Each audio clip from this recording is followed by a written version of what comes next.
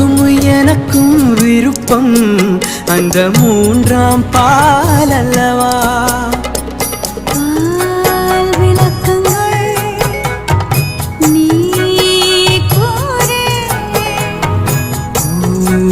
ஊரங்கட்டும் உரைப்பேன் கேள்.